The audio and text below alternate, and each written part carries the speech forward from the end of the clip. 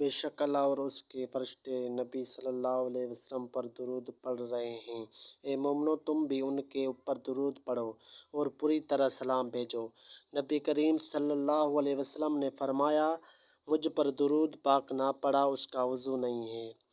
درود شریف ایک سلام ہے جو حضور صلی اللہ علیہ وسلم کی خدمت میں پیش کیا جاتا ہے اور اس کے بے بہا فوائد ہیں جس سے دنیا و آخرت کی بھلائی اور کامرانی ممکن ہے۔ درود شریف پیارے نبی صلی اللہ علیہ وسلم پر سلام بھیجنے کو کہا جاتا ہے۔ درود شریف ایک دعا بھی ہے جس سے اللہ کے پیارے رسول صلی اللہ علیہ وسلم پر رحمت طلب کی جاتی ہے اور سلامتی بھی طلب کی جاتی ہے۔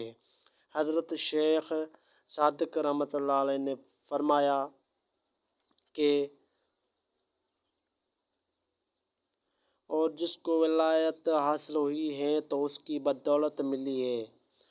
درود شریف پڑھنے والے کو دونوں طرف سے برکت ملتی ہے۔ اللہ تعالیٰ کے دربار میں مقبولیت اور حضور صلی اللہ علیہ وسلم کے دربار میں قبولیت، یہ ایک نہایت آسان اور بابرکت تجارت ہے جس سے آدمی کو بلا تکلیف صرف منافع ملتا ہے۔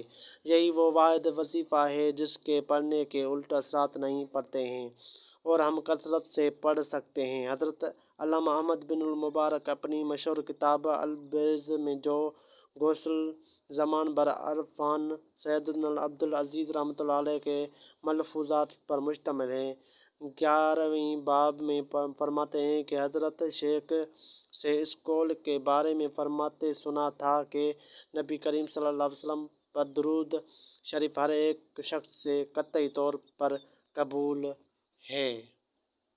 جزاک اللہ۔